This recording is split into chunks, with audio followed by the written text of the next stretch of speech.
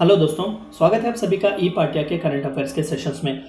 आज का हमारा टॉपिक बहुत ही इंपॉर्टेंट है, that is basic structure of constitution, जिसे बेसिक स्ट्रक्चर डॉक्ट्रिन भी कहा जाता है। क्या है यह बेसिक स्ट्रक्चर ऑफ कॉन्स्टिट्यूशन? क्या कॉन्स्टिट्यूशन का कोई बेसिक स्ट्रक्चर भी है जिसे चेंज नहीं किया जा सकता? यानी कि वो फंडामेंटल कॉन्सेप्ट्स क्या हैं जिस पर इंडियन कॉन्स्टिट्यूशन डिपेंड करता है, और सबसे पहली बार बेसिक स्ट्रक्चर का डॉक्ट्रिन आया कब था? इन सभी चीज़ों के बारे में आज हम डिस्कस करेंगे। सबसे पहले आइए जानते हैं कि जेनेसिस यानी कि ओरिजिन कहाँ है इस बेसिक स्ट्रक्चर डॉक्ट्रिन का। दरअसल बेसिक स्ट्रक्चर डॉक्ट्रिन जो है वो सुप्रीम कोर्ट का एक बहुत ही इनोवेटिव स्टेप है, which it uses to protect the constitution from executive and legislative. Executive और लेजिस्लेटिव ऑर्डर्स ऑर्डिनेंसेस से कहीं कॉन्स्टिट्यूशन के खिलाफ ना जाए या फिर कॉन्स्टिट्यूशन के बेसिक स्ट्रक्चर्स के खिलाफ ना जाए, इसलिए बेसिक स्ट्रक्चर डॉक्ट्रिन जो है वो सुप्रीम कोर्ट ने दिया हुआ है। आइए जानते हैं कि ये डेवलपमेंट किस तरीके से हुआ। सबसे पहला मेजर केस जो था वो शंकरी प्रसाद केस था 1951 में। दरअसल आप सभी को पता होगा कि फंडामेंटल राइट्स में पहले राइट टू प्रॉपर्टी भी हुआ करती थी, आर्टिकल 31, जिसके तहत कई बार सुप्रीम कोर्ट और पार्लियामेंट के बीच कन्फ्रंटेशंस होते थे। यानी कि जब कभी भी बड़े बड़े जमींदार लैंडलॉर्ड्स होते थे और जब कभी सरकार लैंड रिफॉर्म्स आने के लिए उनसे उनकी ज़मीन लेती थी, तो ये पावरफुल लैंडलॉर्ड्स जो थे, जो अर्स्टवाइल जमींदार थे, तो वो सुप्रीम कोर्ट जाते थे अग्रीव्ड पार्टी की तरह ये कहकर के हमारे फंडामेंटल राइट्स को जो वो वायलेट किया जा रहा है, क्योंकि फंडामेंटल राइट में राइट टू प्रॉपर्टी भी एक फंडामेंटल राइट है और सरकार लैंड रिफॉर्म्स के नाम पर मुझसे वो लैंड का हक या फिर प्रॉपर्टी का हक जो है वो छीन रही है। तो सबसे पहली बार शंकरी प्रसाद केस में सुप्रीम कोर्ट में इस तरीके का एक इशू आया हुआ था, और सबसे बड़ा सवाल वहां पर यह आया था क्या fundamental rights be amended by parliament under article 368। Article 368 के तहत ही पार्लियामेंट को ये पावर दिया गया है कि वो कॉन्स्टिट्यूशन के किसी भी हिस्से को चेंज कर सकते हैं। तो क्या ये सवाल आया कि क्या फंडामेंटल राइट्स जो कि बहुत ही इंपॉर्टेंट है, बहुत ही बेसिक है, फाउंडेशनल भी कह सकते हैं कॉन्स्टिट्यूशन का, तो क्या फंडामेंटल राइट्स भी चेंज किए जा सकते हैं, अमेंड किए जा सकते हैं? तो सुप्रीम कोर्ट ने कहा कि supreme court rule that article 368 also includes the power to amend fundamental rights. बिल्कुल, आर्टिकल 368 के तहत सुप्रीम कोर्ट ने यह कहा कि पार्लियामेंट को इतने पास दिए गए हैं कि इवन फंडामेंटल राइट्स को भी वो अमेंड कर सकते हैं। अगला इंपॉर्टेंट केस है वो है गोलकनाथ केस इन 1961। कुछ इसी तरीके का इशू वहां पर आता है। Supreme court reversed it's earlier stand. पिछले जो स्टैंड दिया गया था कि आर्टिकल 368 के तहत किसी भी पार्ट को अमेंड किया जा सकता है, यहाँ पर सुप्रीम कोर्ट ने कहा कि नहीं, रिवर्स किया गया अपने पिछले जजमेंट को जो शंकरी प्रसाद केस में दिया गया था।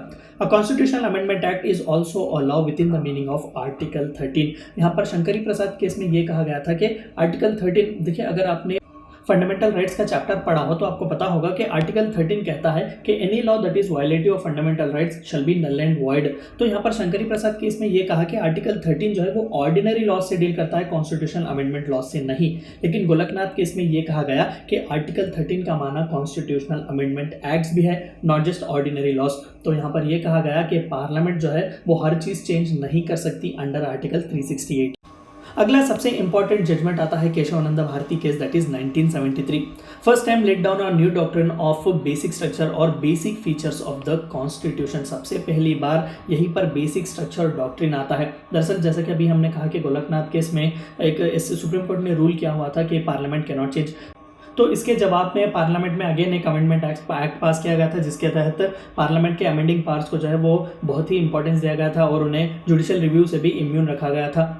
तो अगली बार जब कन्फ्रंट होते हैं central government, that is legislature, executive versus judiciary, तो यहाँ पर एक इंपॉर्टेंट जजमेंट सुप्रीम कोर्ट ये देता है कि we are respecting your amendment, के बिल्कुल आर्टिकल 368 जो है वो बहुत ही पावरफुल है और पार्लियामेंट को कॉन्स्टिट्यूशन का कोई भी हिस्सा चेंज करने की परमिशन देता है, और हमने पिछले जो आपने अमेंडमेंट पास किया उसे भी जो है हम विथहोल्ड करते हैं, लेकिन there are certain basic features which you can not change. यानी कि आर्टिकल 368 के तहत चंद इंपॉर्टेंट फाउंडेशनल प्रिंसिपल्स हैं जिसे आप बिल्कुल भी चेंज नहीं कर सकते। तो बहुत ही ट्रिकी या बहुत ही एक इंटेलिजेंट आप एक तरीका समझे या फिर एक जीनियस तरीका समझे, जिसके तहत judiciary that is supreme court without directly confronting with legislature एक ऐसा जीनियस तरीका ढूंढ लिया जिसके तहत कॉन्स्टिट्यूशन को बचाया जा सकता है और लेजिस्लेटर और एग्जीक्यूटिव के एक्शंस को जो है वो लिमिट किया जा सकता है, ताकि वो बेसिक फाउंडेशन प्रिंसिपल्स जो होते हैं कॉन्स्टिट्यूशन के उसे चेंज ना करें। He told that the constituent power of parliament under article 368 does not enable them to alter basic feature of the constitution. basic feature का definition नहीं बताया गया वहाँ पर, ये नहीं बताया गया कि कितने elements हैं, बस ये बताया गया कि एक basic structure है, एक foundation है जिसे आप tamper नहीं कर सकते। तो उस दिन से लेकर आज तक भी जितने भी important judgment आते हैं और जब जब सुप्रीम कोर्ट या फिर हाई कोर्ट को ये लगता है कि कोई चीज़ बेसिक है कॉन्स्टिट्यूशन को, तो वो अनाउंस करती है कि this is part of basic structure which can not be changed. Again, in Minerva Mills case, that is 1980, and Vaman Rao case 1981, Supreme Court adhered to the doctrine of basic structure। और उसके बाद जो है Supreme Court was literally sticked on to the basic structure doctrine। Important elements of basic structure doctrine till now, यानी कि अलग अलग important judgments के तहत सुप्रीम कोर्ट हाई कोर्ट्स ने जो एलिमेंट्स दिए हुए हैं बेसिक स्ट्रक्चर के कॉन्स्टिट्यूशन के, वो क्या है। देखिए, ये कोई होलिस्टिक या फिर कंप्लीट लिस्ट नहीं है, जब जब ज़रूरत पड़े तब तब सुप्रीम कोर्ट या हाई कोर्ट इस तरीके के एलिमेंट्स को जो है अनाउंस करती है।